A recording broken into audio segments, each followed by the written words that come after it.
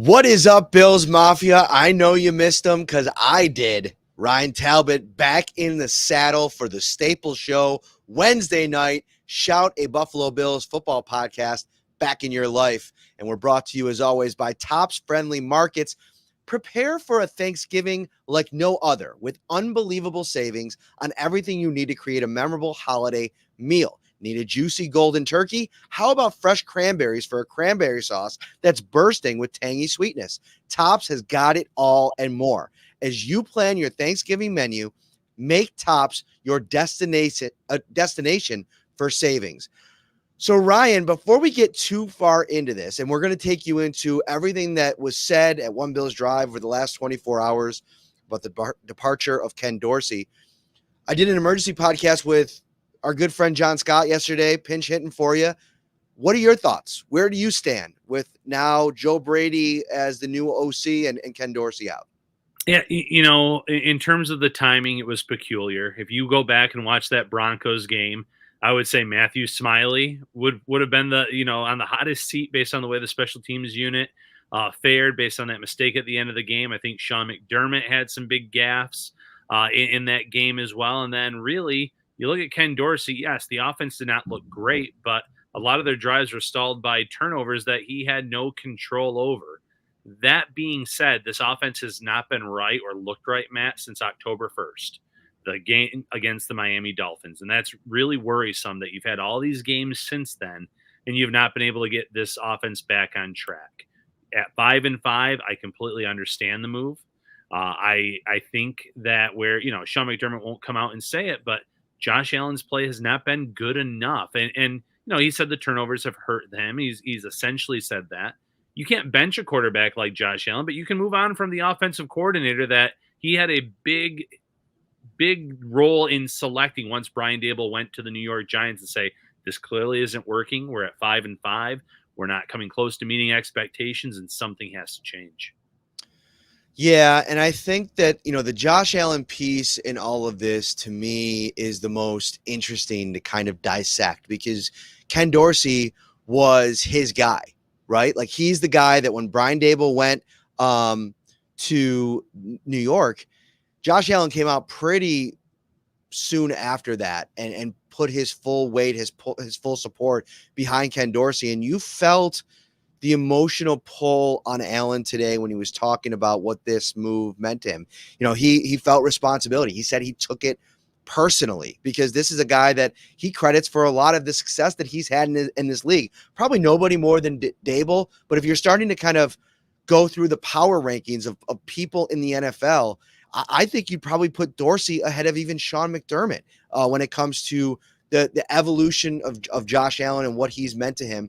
So him being out at this stage it's a couple things. I think it feels very much like there's a line in the sand that's been drawn, inadvertently, purposefully. I'm not sure the meaning behind it, but it feels like with the way that Sean McDermott's talked about everything over the last 24 hours, the defense and what he's doing over there, they might feel like they've been hung out to dry a little bit by this offense that has struggled to score points, averaging 20 points a game in the last 6, where they've lost 4 of those 6, and the turnovers have just been, Josh Allen has said it, unacceptable. And so you wonder if this isn't a message to the entire offense, Josh Allen included, that nobody's untouchable. Like, this is not going to be the way that this ship goes down, if you will, if the offense isn't holding their end of the bargain. And now listen, it's interesting too, because Sean McDermott really leaned and boasted about this defensive performance against the Denver Broncos. They weren't facing one of the top offenses in the league against the Denver Broncos. I mean, Russell Wilson and the boys struggled quite a bit this season. It's a big reason why they're 4-5 through 9 games after going out and getting Sean McDermott, trading for Russell Wilson. And it's funny, I think it was Cortland Sutton posted on his Instagram story, like, somehow Russell Wilson has arrived and everybody needs to apologize for all of the slander slung towards Mr. Unlimited. Let's pump the brakes here, okay? It's a couple of good games. They've beaten a couple decent teams. We'll see where things stand in a couple of weeks, and that's all well and good. But it feels like a bit of an overreaction maybe Sean McDermott here in the last couple days about how well his defense has played, and they have played well, and we're going to talk about a couple pieces of it. The real tests are coming, Ryan. Jalen Hurts, Patrick Mahomes. Well, they start after this week, I guess, because Zach Wilson's up first. Dak Prescott playing as well as anybody in the NFL right now. Things are about to slip. You're going to need this offense, and maybe Sean McDermott knows that, and this is the kind of move that could potentially galvanize that group because they need to be galvanized. Yeah, listen, this offense has been spinning its wheels, and I don't think it just magically changes overnight. If you stay with Ken Dorsey, things weren't clicking for a variety of reasons. Turnovers have been brutal, but like you just said, I think that Sean McDermott, especially over the last 6 quarters, you go back to the Cincinnati game, that defense was pretty much lights out in the second half against a good Bengals team after the Bengals had put up 21 points in the first half. And then you go against Denver, and yes, Denver is not the greatest show on turf, but this defense played very well. And you're saying this is supposed to be a top 3, top 5 offense easily on paper. You have an elite quarterback in Josh Allen. You have a top 5 wide receiver in Stephon Diggs. Stephon Diggs is still top 5 in receptions, receiving yards, and receiving touchdowns after this Denver game.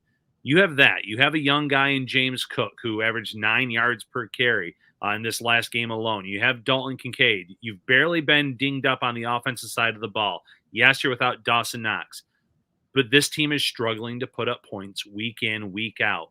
Something had to change as kind of a wake-up call of sorts. And, is this going to work? Who knows? This could just be, Joe Brady might come in and try to put his own spin on things. We'll talk a little bit about what he tried to do in Carolina in this show, I'm sure.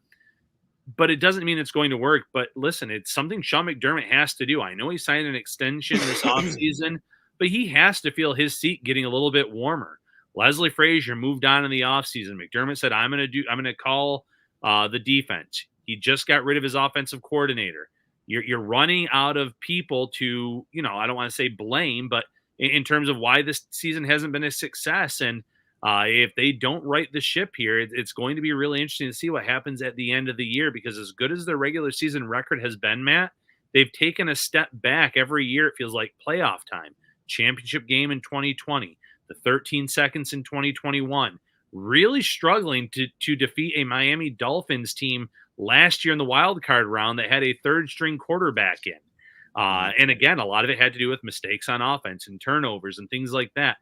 They seem to be regressing in games that matter most, and that does not bode well for someone who has preached trusting the process. If you're going backwards, it's hard for that message to resonate within your locker room. The vibe around the building today it felt like, I don't know the best way to put it, but it just definitely felt like the air had come out of the balloon a little bit, right? Like everybody was kind of dealing with it their own way. I mean, Von Miller talking about like just the struggle that it's been for Josh Allen this season and kind of lobbing his support behind his quarterback, which is not surprising. There's very few hype men in the NFL as good as Von Miller.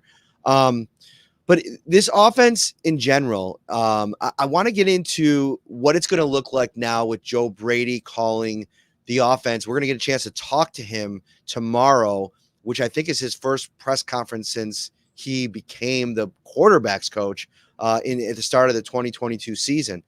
And I think it's interesting because there's 2 different ways to look at it. What it's going to be this week against the Jets on a short week where they got to probably try to make some adjustments, but I don't know how much they're going to be able to change holistically in their offense schematically.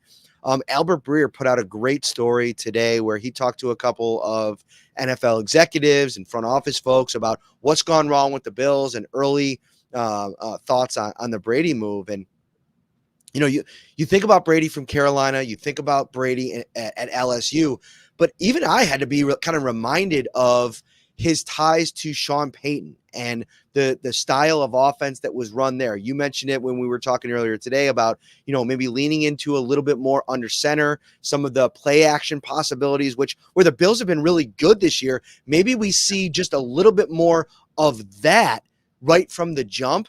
but then also like, just from a conceptual standpoint, having a new voice and feeling the pressure a little bit of a change this big, having somebody lose their job, and the connectivity to the team with his family based here, and the investment that he's made, how much Dorsey has meant to Josh Allen in this offense, you have a chance to really energize this group. And that was the buzzword that Sean McDermott has been using the last couple of days. Energize is just right, because as you said, he can't install his entire offense in less than 4 days. He probably can't install his entire offense by the end of this season. That's just how it is. But he can sprinkle some of it in. He can take away some of the things that just weren't working for the Bills. He can get away from those shotgun, 3rd and 1, 2nd and 1 type of carries and go under center. He has been a big proponent of using pre-snap motion. At least he was in Carolina.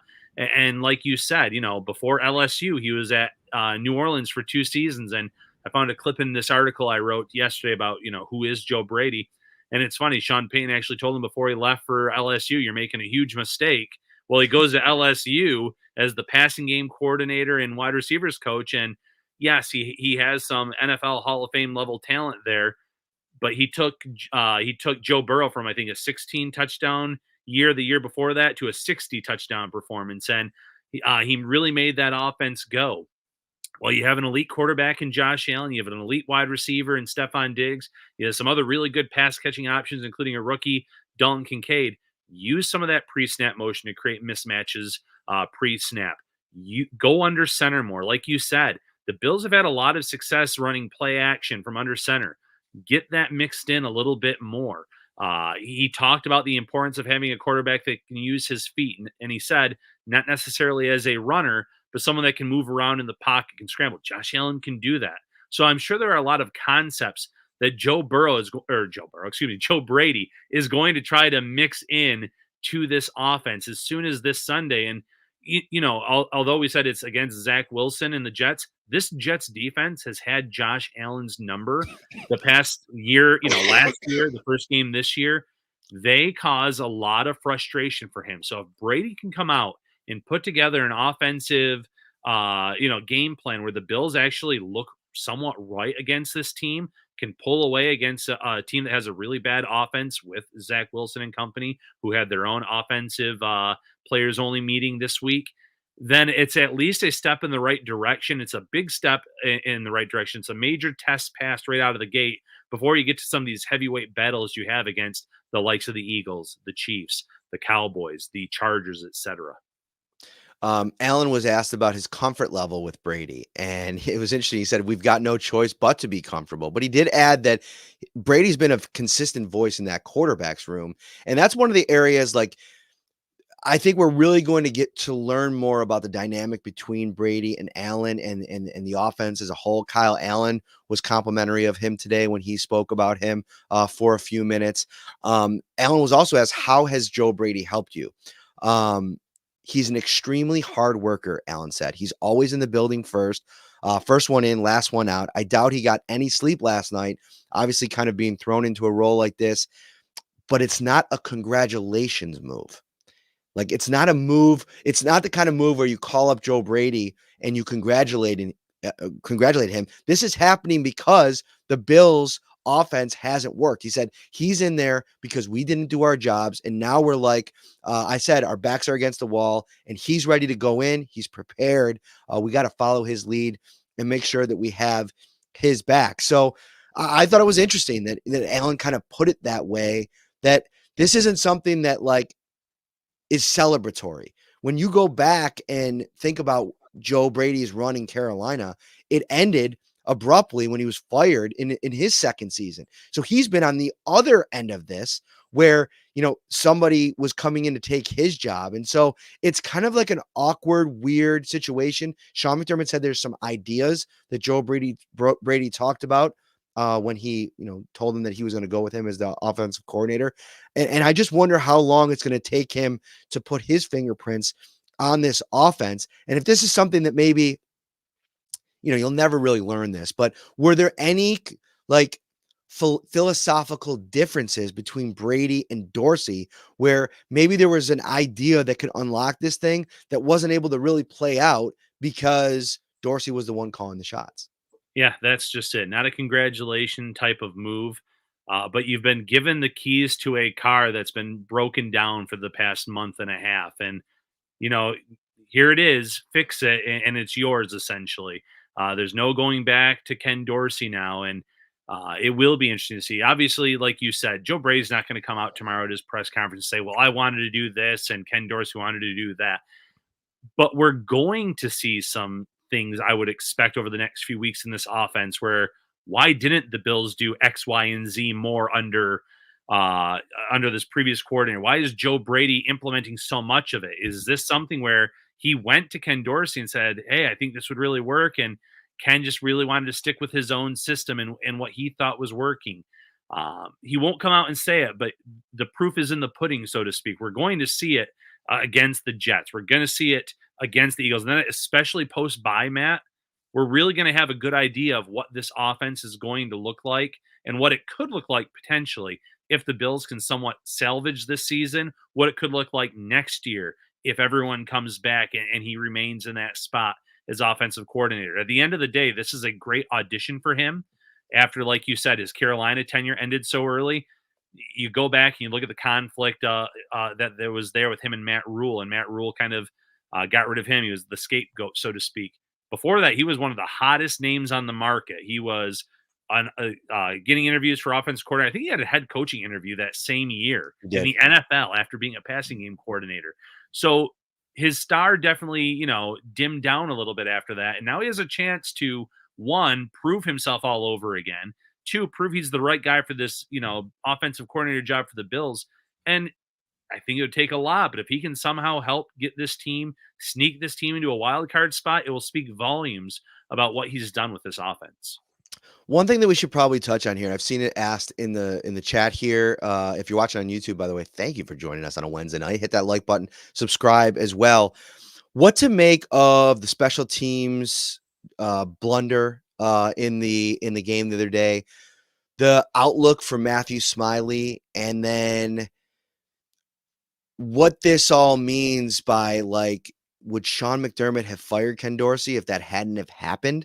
Like, I think that that's an interesting talking point. Like, listen, I don't think that the offense showed enough in this game that it was getting out of its funk. So if this was something that you were considering for a few weeks, and it kind of felt like McDermott was alluding to that over the last couple of days when he's talked about it, that he felt like this was the time to make the move, and maybe it's something that they've been considering, and he had tried to throw his support behind Dorsey, whatever the case may be.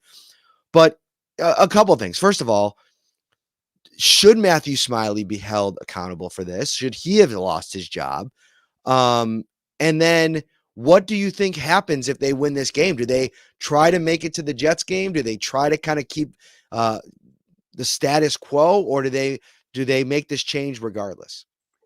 I don't know if they make this change regardless. I have a hard time believing if they win the game, they make the change regardless. Now, Sean McDermott could have pointed to the four turnovers and somehow pinned that on Dorsey and how this offense has had too many turnovers this year.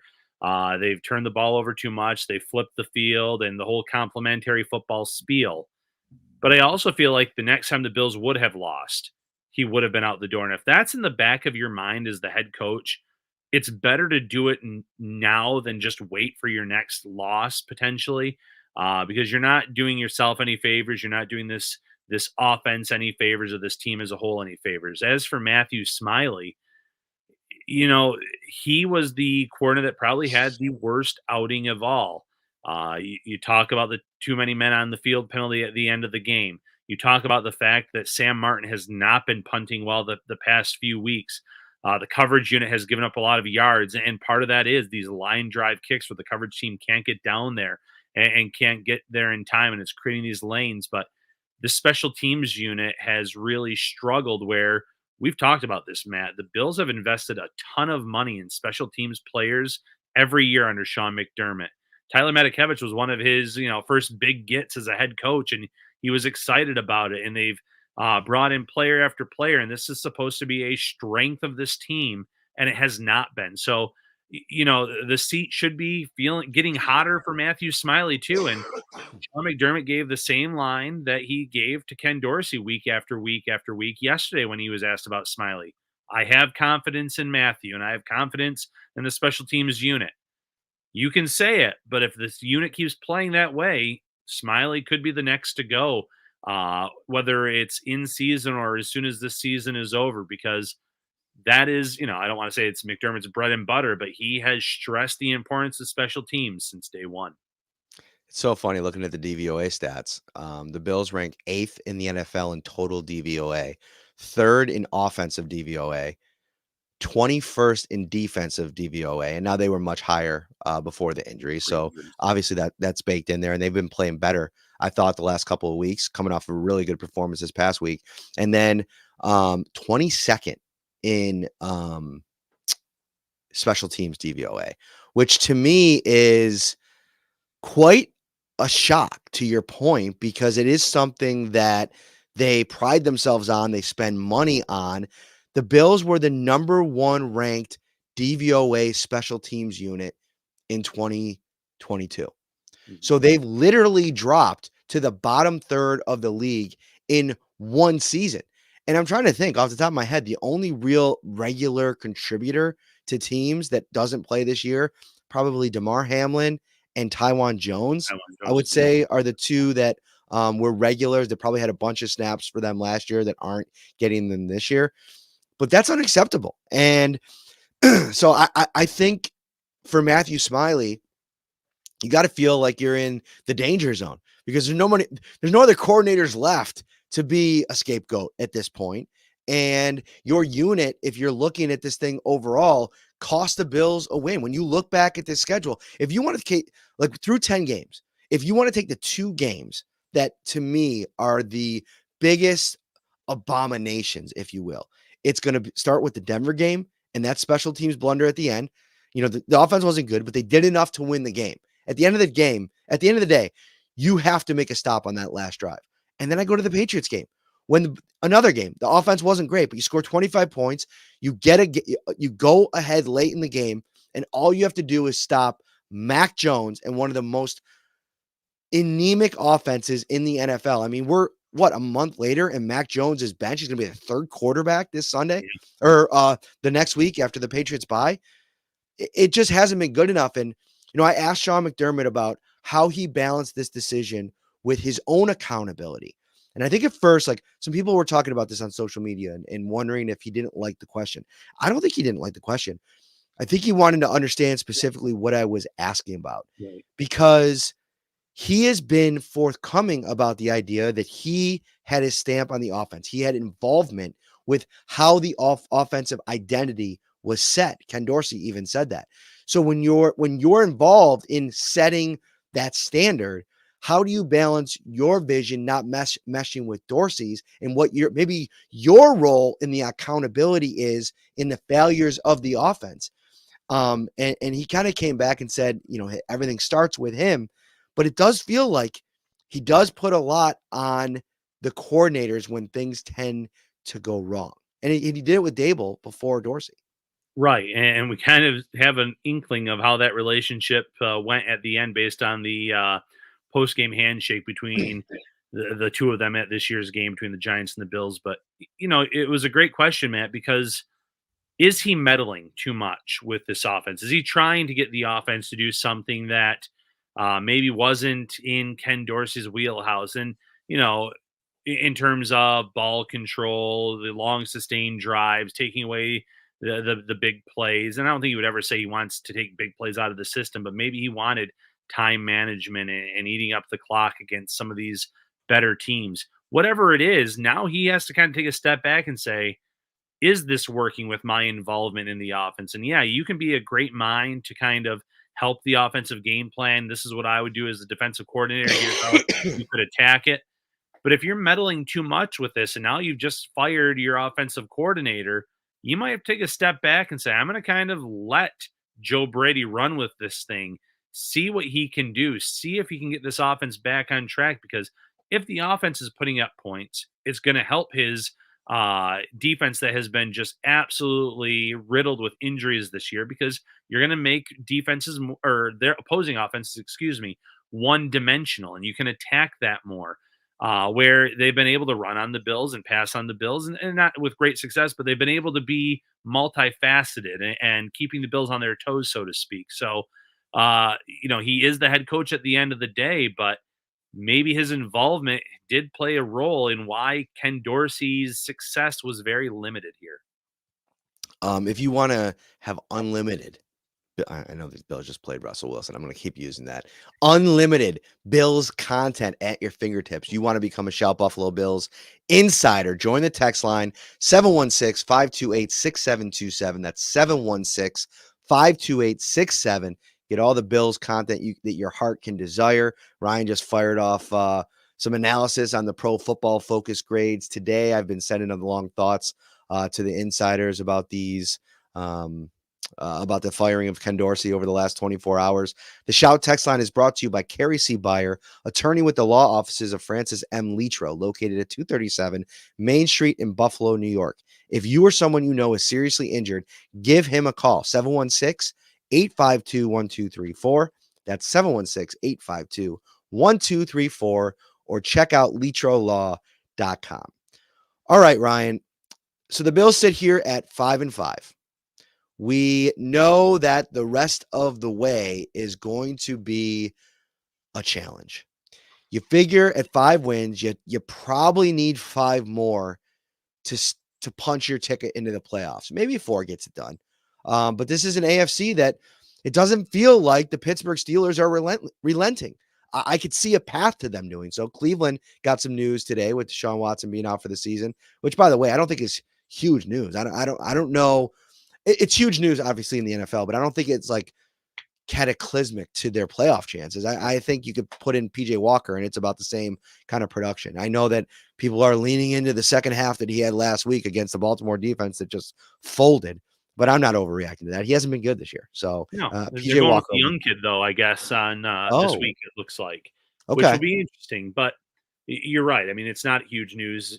For as great as he was in the second half against Baltimore, he was absolutely horrendous in the first half. And he has not looked like a fully guaranteed type of contract quarterback in his entire stint. They have a great defense. Obviously, losing their star back earlier this year in Chubb was the big loss, but they can still hang. But yeah, that's definitely improved Buffalo's slim playoff chances. I have questions about Pittsburgh. They're finding ways to win. I just don't know if it's something that can hold up. For as good as Kenny Pickett has been in terms of protecting the football, he's been very mediocre in terms of actual quarterback play itself. I think that could catch up to them at some point. But these are a lot of what ifs, considering the Bills have not looked right in so long. So the Bills have their own set of issues. If they want to really get into this playoff picture, pulling out 4 wins or 5 wins is going to be very, very difficult. So let's go through these games and we'll pick out a couple of teams. Man, this is going to be tough for Bills fans to hear. But of the remaining games, the Bills play the Jets, Eagles, Chiefs, Cowboys, Chargers, Patriots, Dolphins. So that is 7 games remaining. I'm looking at the top DVOA defenses in the NFL. Check this out, Ryan. So we got this was 2022. So I'm like, the Bills are in the top 5. I'm like, what's going on? That's not the case anymore. Resetting this. So how many do you think the Bills play in terms of top 10 DVOA defenses down the stretch of their 7 remaining games? Put a guess out there. 4. 4. That would have been my guess. I think is 3. Okay. The Chiefs, the Cowboys, and the Jets. Obviously, the Jets come up here next. Then you have New England, which is middle of the pack at 13. You have Philadelphia, who's down to 19, which I think is a bit surprising. That is a bit surprising. They were top 5 last year. And then you got Miami, who's at 22, and then the Chargers. Brandon Staley. You want to talk about a guy that's going to get fired. 27th, yeah. The Chargers are in defense, and they're coming off of a game where totally embarrassing that they lost that game. We're going to get to the super chat here in a minute. I've had it up on the screen here for like 5 minutes. Like a boss over on YouTube. Thanks for the super chat. 200 watching on YouTube. Thank you. Hit that like and subscribe. My question is, everyone wanted Dorsey fired, but now that they are not happy that he is gone.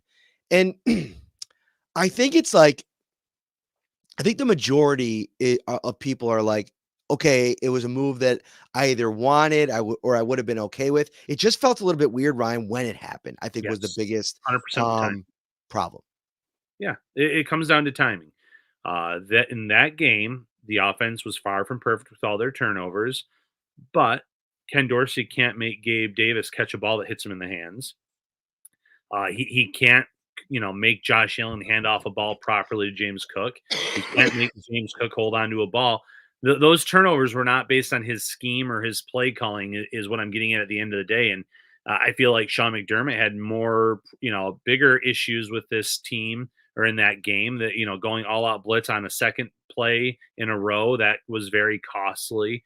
Obviously, the head coaching decisions too. And stretching himself so thin as the defensive coordinator as well probably did not allow him to take note of the amount of players on the field for that last play. And we've already talked about Matthew Smiley in totality. So it's just the timing of it was off.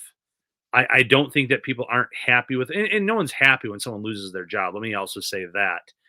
But this offense wasn't working. If they were going to make the change, though, why don't you make the change after you lose to, a bad Patriots team? Why didn't you make the change after struggling in some of these other games that they really could have and should have won? You know why, Ryan? Like, to me, it feels like it's a reactive move, which I think is funny because Sean McDermott talked about like not wanting to be a little bit less reactive as an offense, and more proactive, if you will. It felt like I have to do something, anything. And this was like the easiest one decision to make because the offense has struggled so much to score points. And I get that.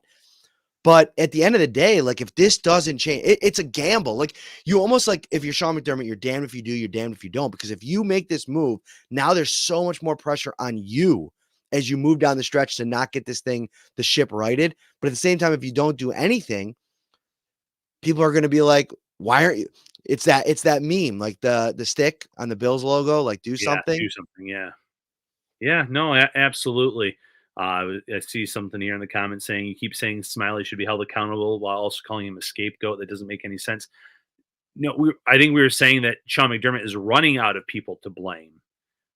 He moved on from Leslie Frazier, said he wanted to have that imprint on the defense. He wanted to run the show. And listen, when that unit was healthy, the defense looked great.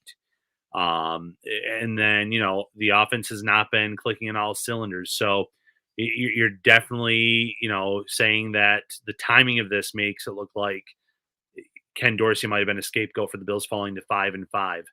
I'm not saying personally that I think that Smiley would be a scapegoat for Sean McDermott. I'm simply saying that right now the special teams unit is well below average in terms of where they should be, but McDermott's just simply running out of guys to fire. Where it's the I can't think of the name of the show on Netflix. I actually watched it all the time. He's dressed up in the Ted hot Lasso. dog suit. No, he's dressed up in the hot dog suit. He's like, we're trying to figure out who's at Uh, fault here. is that the Jason Bateman show? No, it's a comedy sketch show, and Okay, I it'll can't come to follow me. your I your know. your shows. I mean, it's bad enough that you were talking about garbage plates on Twitter today, dude. Can you just relax, please? And no Oh, offense to the person that great play. posted the plate. No offense, but come on, don't get that off my timeline, Talbot. Moranto says they wanted McDermott fired. That's why they're not happy. Which, listen, that could be the case. I don't see a path to Sean McDermott being fired in 2023. I just don't. Like I don't see, unless it's a complete loss of the locker room and it's evident and it comes out in the media and it's ugly and it's nasty. Like even if they miss the playoffs, like I just think about Terry's pocketbook and like they just signed him to an extension. Like I the Rex Ryan situation is so different because it was he hadn't won anything, he hadn't done anything, and it was a complete just like organizational failure. Whereas with McDermott, it's like, sure, is this a step back? Yes, but there's been nothing but consistent success and moving the whole organization forward during his tenure. I mean, it's going to have to be something spectacular for him to lose his job this year. I guess I would push back with if this team wins 7 games at the end of the year. This was a team that was a Super Bowl contender going into the season by all accounts, one of the betting favorites, and on paper one of the best rosters in this league. And you fall that short, I think that's strike one, so to speak. And you're right. If the locker room aspect of it is next, that's strike two. If you lose the locker room, you almost have to move on. But I'm also thinking of this shiny new stadium that's going to be opening in a few years, and the fact that you want to appease your fan base. Unless you shouldn't make decisions to appease a fan base, especially a reactionary move. But you also have to keep in mind that you have a prime Josh Allen, you have a prime Stephon Diggs, who prime Stephon Diggs might only be another year or two, Right. and you can sit there and say we've taken a step back every year in terms of the playoffs. We didn't make the playoffs this year. Is this as far as Sean McDermott can take us? And if there is an offensive minded coach out there, Ben Johnson comes to mind, that you think can turn this thing around very quickly and get them contending, do you make the move then? And at least then it's something where it makes sense in my mind, in my opinion, where you're saying, we went the defensive route, we got pretty far, but now I want someone to come in here that's going to have Josh Allen firing on all cylinders, that's going to have Stephon Diggs playing at a high level. Hey, we have a pretty decent first round pick this year in terms of where we're drafting. Let's let this new offensive minded coach come in and have a say on who's going to fit my offense at wide receiver, or do we need a different type of offensive lineman to best suit this team? What do we need? So that would be the only thing in my mind where I could see maybe Terry Pagula say, we've gone as far as we can with this head coach. He's really changed the culture. He brought us success, but it is time to move on. And when you are an owner of a team, you're a billionaire with a capital B. You can kind of eat a contract even when you've signed someone to an extension. Speaking of a capital B, Brian Chilson asks if the day comes for McDermott to go, would Bean be gone too? It's a challenge, right? Because McDermott arrived first. They're connected in a lot of ways. I think it would be a disservice to the fan base for Terry Pagula to make any decision based on linking them together. I do think you have to treat them as separate entities, despite the real success of them working together over the years. And I think for me, Bean notches above McDermott only because he found the quarterback. And in this sport, that's so difficult. And he was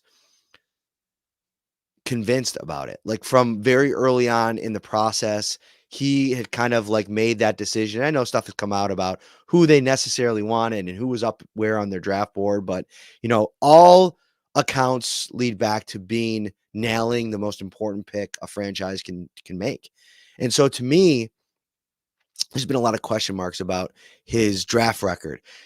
Part of the draft record is based on, the coach's input. And, how much was Sean McDermott involved in the draft pick of Boogie Basham? How much was Sean McDermott involved in the draft pick of Kyer Elam? And, another interesting piece from that Albert Breer article today was something we've talked about many times in this podcast, and the fact that the Bills wanted Trent McDuffie, right? Like they wanted it. Face, Matt. There's my shocked face. We've talked about this for years. Yeah, and they had to settle for Kyer Elam, and now it's like this. You hope that that's a lesson learned for looking ahead to the 2024 draft. But anyway, we can talk around this over and over again, and we are going to spend a lot of time on this over the next couple of months. But I want to finish before we get out of here on the topic that we had kind of started to get into. Can the Bills make the playoffs? They have 7 games left. They play 4 really good defenses. They need at least 4 wins, probably 5. Is there 5 wins in that in there for this team? Do you see 5 wins? I see 3. I see a 3, potentially 3. I think they could beat the Jets. I think they could beat the Chargers. I think they could beat the Patriots. Then you got to come up with probably 2 more against the Dolphins and against one of 3 between the Eagles, the Cowboys, and the Chiefs. So I agree with you on the 3 that you chose first and foremost. And if you would have said get to 10, I would have obviously before this past game, I would have said the Broncos would have had been one of those 5, and that didn't work out that way. Uh, I will say that Dolphins are week 18, correct? The final week of the season. Yes. Hypothetically, if they've won the division, they can't change their seeding. The Bills might get backups in that game, and you don't want you don't want to say, well, that's the only way they can win. They thumped them by 4 touchdowns the last time they played, but the defense was really healthy. I could see Miami being another win there just because of the circumstances. Miami doesn't want to risk losing anyone come playoff time, so there's four potentially. The Chiefs one to me would be the next one I would choose, even over the Cowboys, which might sound surprising. But that Chiefs offense is still going through things. Hmm. They don't have great weapons at wide receiver. Travis Kelsey has been up and down this year. As funny as or annoying to some people as that stat is about when Taylor Swift's in attendance and when she's not. He has had some really up and down games where he's been really involved. Other games where he's been phased out some way somehow. And as good as that defense has been, Josh Allen has kind of had that defense's number. So I think they can hang in that game. I worry about the Eagles game. Maybe they surprise me, but I think the Eagles have a strong front on the defensive side of the ball. I think they have a good offense that can hurt the Bills. So that one's a tough one to convince me on. And listen, Dallas is Dallas. They put up some duds here and there, but I also watched them really go for the throat against the New York Giants last week. And the Giants are terrible. They played Tommy DeVito, don't get me wrong. But they didn't take the foot off the gas pedal. And that's one of the things that I appreciated about them in that game. They just went for it. And they have plenty of talent on both sides of the ball to give the Bills some fits. So I would probably have to insert the Chiefs as that fifth game. Do I see it happening? Not necessarily. I can be convinced on four, though. So I'm not convinced on the Cowboys. That's part of the conversation here. They've played great football. They're one of the best teams in the NFL right now. And over the last month, they've been really good. But on the road in December, I don't know that Cowboys team. It doesn't scare me if I'm the Bills. Somebody asked in here, Scott, I think, what gives you an iota of confidence this team can win 3 games? I mean, there's a good chance, or there's a chance that the version of this team that we've seen over the last 6 games is who they are, and they go down the stretch and they lose more than they win, and they don't make the playoffs. All that's possible. It might even be likely, but I do think there's still this talented group, especially on the offensive side of the ball, that's in there somewhere that needs to just kind of land on something, build some momentum, and then go from there. Now, the problem is you start off with the Jets this week, then you go to on the road to the Eagles. And that is a tough 2-game stretch, and if it doesn't go well, they're in trouble. I didn't love what I saw from Josh Allen today, but I don't know that, Ryan, the last 3 or 4 weeks reminds me a lot of 2021, right before that Bucks game, and what we saw and how they were going to pull themselves out of this weird lull that they were in. We saw it last year, right? Going to Detroit and playing that back and forth game. And it never really looked right, but they found ways to win. I do think the Bills can get back to a point where they find ways to win. Am I predicting it? Am I saying definitively they're going to win enough games, they're going to make the playoffs? No, but I can see a path to it. Yeah, I'm with you. I'm not saying it's definitely going to happen. There's a path there. There's also the emotional aspect of changing a coordinator. Obviously, a different situation with the Raiders, and it was a head coaching change. But look at how the Raiders have played under Pierce. The demeanor of the players, the demeanor in the locker room post game. If the Bills come out and really show that put up points early on this Jets team that has been an Achilles heel to them. That can get them feeling a whole different type of way going into a tough Eagles game. And, it's an any given Sunday league. I really don't see a path to them winning that game, but I've seen a lot of upsets this year and over the course of my lifetime where I didn't see a path for a certain team to win, and it's happened. So, I won't sit here and say never, I'm going to say never because there is a lot of talent on this team. You protect the football. You don't have these 4 turnover type games, and I think the Bills can be in all of these matchups. It's just about being able to make the right play at the end of the game, to score points at the end of the game, for this defense to continue to move in the right direction.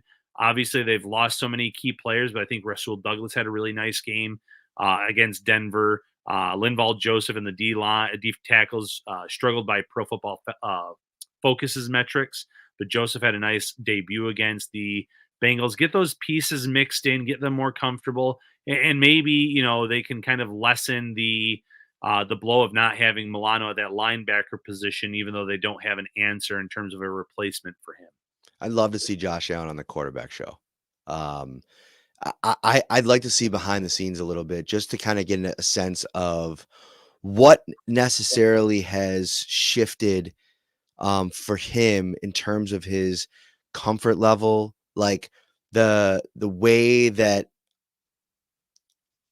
he's operating right now, because I do agree with some of the commentary that he doesn't look like the same guy, right? That he Right. did in past years. Part of me wonders how much that isn't so many different hands in the cookie jar that is Josh Allen, right? Like he's this moldable piece of clay that they've tried to kind of develop, support, and then over time try to like change.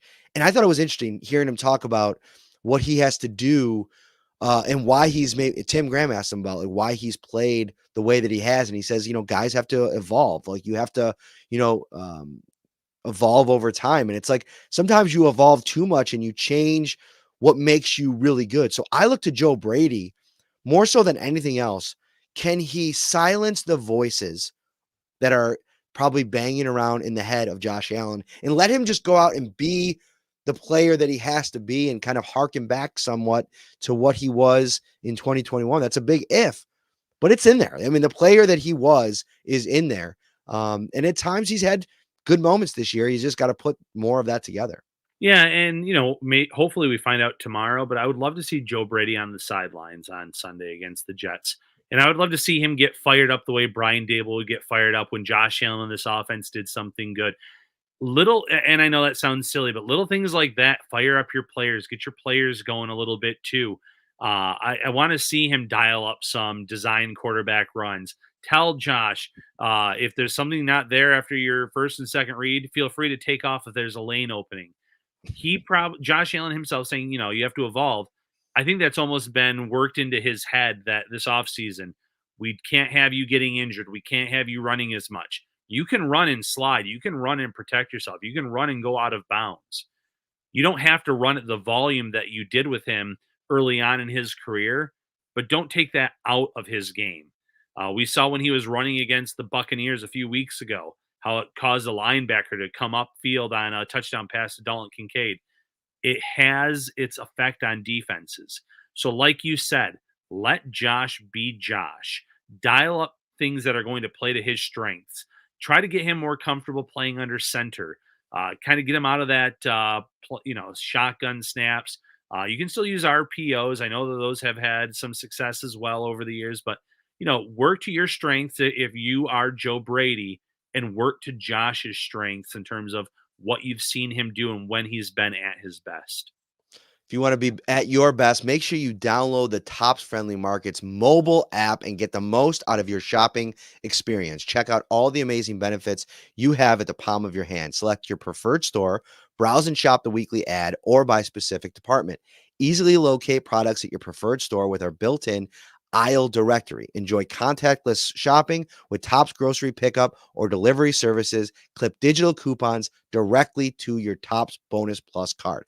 Download the Tops Markets mobile app today. All right, Ryan Talbot, hit that like button, subscribe before you go. We got to get out of here. We'll be back for the preview show here in a couple days.